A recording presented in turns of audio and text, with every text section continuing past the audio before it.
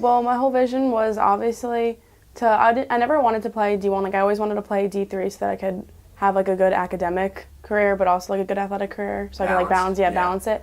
And, I mean, to start is probably my main goal. I think that'd be awesome to, like, prove to the coach that I could play as a freshman and start. Nice. And that'd be my main goal. Nice. Why'd you want to play college soccer? I've always loved soccer. I played soccer and softball, but soccer's always been my favorite sport because it's just, like, more contact, and I feel, like, happier when I play the sport. Like, it's kind of I'm more passionate about soccer than I am about softball. Nice. That's really cool. What injury, what happened your senior year? I've had a bunch of injuries with my right foot. So last year I had surgery on a bone spur, and then I had a small stress fracture, but they said it was too small to do anything with. But then I played a whole softball season on it and a whole soccer season on it, and I still had pain. And then I went back to get x-rays, and my navicular bone split in half, basically. So to prevent, like, arthritis and all that, they had to put 3 screws in.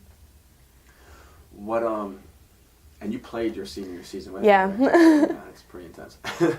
So, why do you feel like, you needed to not only go to PT, but then sit down here with your family and kind of get into a program like this? Because I feel like if I wasn't playing a college sport, like, maybe PT would have just been enough, because it wasn't like I was going to go back to anything, like, competitive. Yeah. But, like, now I'm going from high school to, like, a college level sport, which is, like, taking it up another level. So I knew that I had to, like, get my body ready, especially because I was non-weight bearing for so long, that I couldn't just, like, be non-weight bearing for 2 months, go to PT, and expect to be in shape for the season. Right. What surprised you, or what did you learn about kind of the everything you did here when you were non-weight bearing and when you were kind of it's funny because healing? I, like, could see a difference because last year I did the whole, like, I mean, it was obviously last year when I had surgery, it was, like, a much shorter recovery, but I did just PT and then just came back. Right. And I just, like, was completely out of shape last year. Like, I never got back to, like, my, like, top level, but when I came, like, here and, like, was working on the rest of my body and then was going to PT and working only on my foot, like, it was kind of just, like, working on my body as a whole. So, like, now when I'm, like, basically 100% now, like, when I'm running, I'm not as out of shape as I anticipated, like. Nice, you feel that? Yeah. Cool. What, think back to your beginnings. What did you learn, or what surprised you? Because we got a lot done when you were in a boot, For you, that must have been kind of a new experience. Yeah, I didn't realize you could do that much with 1 foot. Yeah. Tell me about that. Like, what was kind of going through your mind through those 1-footed days? Well, because obviously, like, right when I got the surgery, I was, like, really in a mental funk because I was like, now I'm going to, like, get out of shape, I'm going to get fat, like, I'm just going to sit down and do nothing and not be able to do anything. But then I was able to, like, I didn't realize there were so many exercises you could do, basically, with 1 foot. Cool. Yeah. Cool. And then the rest of your body. Yeah. So that's awesome. What's been some of your favorite parts here over the months? And really honestly, seeing the progression, like, going from, like, balancing to being able to do, like, little hops to being able to do, like, hurdles. Like, I just like seeing, like, setting, like, little goals. Like, I was telling my PT yesterday, like, I've never been excited to do a lunge. And, like, when I was excited to do, like, being able to do a lunge was, like, a big deal. Yeah.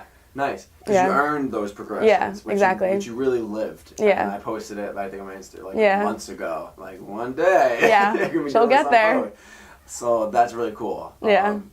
What's some of been the results you felt so far getting back on the field from training and everything? Honestly, like, I just feel like my foot's stronger. Like, it just, and the rest of my body just feels stronger too. Like, I don't feel like I'm favoring the one side rather than the other one. And I just, like, as a whole, like, feel stronger. That's cool. Good. I'm glad you feel that way.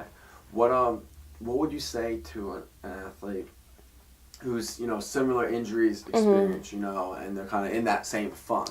Honestly, just don't rush it and trust the process, because last year I rushed it and I, like, came back. I literally changed the date on my clearance form so I could come back sooner, and it doesn't work out. So you just take your time. Yeah. And, like, there's going to be off days mentally. Like, you have to just know, like, there's some days where you're going to feel really good, like, really trusting the process, and then there's, like, days where I was just, like, crying because I was like, I just want to be back, like, stuff like that. But you just got to, like, push through those hard days and realize the end result is going to be better. Yeah. When you That's good advice. Yeah.